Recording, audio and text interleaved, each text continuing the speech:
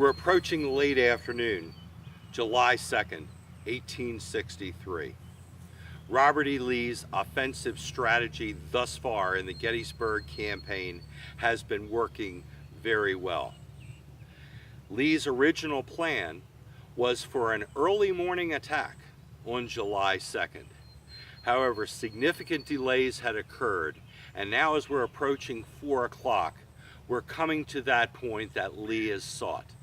James Longstreet's 1st Corps of the Army of Northern Virginia is approaching from the south-southwest. An imminent attack on Dan Sickles' Union 3rd Corps is in front of us as we speak. George Meade, realizing that Sickles' Corps is unsupported, has ordered another Union Corps. Elements of the 5th Corps of the Army of the Potomac have been ordered to reinforce. Those units, regimental markers behind me, are evidence of those troop movements towards supporting the Union 3rd Corps under Dan Sickles. So many individual attacks have occurred in this field at this point. Longstreet's Corps brigades, regiments have been attacking, charging, counter-charging, counter-attacking, as the Union line is in a very precarious position. A Union brigade under the command of Samuel Crawford has been deployed. Again, these regiments that you see, and although Crawford is very well aware of Meade's defensive strategy here at Gettysburg, hold the line, let Lee batter his army against a defensive position. Meade's key to success was defense.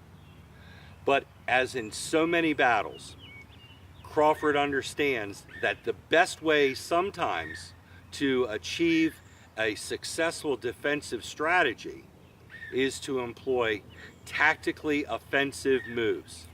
So he has ordered his regiments and his brigade to attack.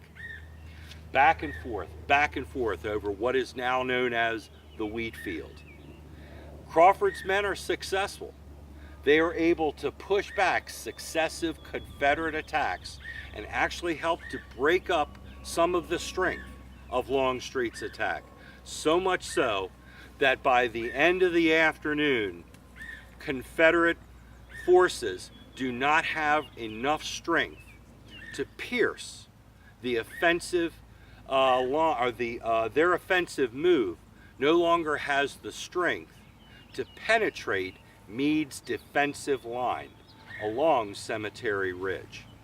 This is a perfect example of how oftentimes changes need to be made on the fly in the field, where you can actually use an entirely different tactic from your overall goal to achieve your original end.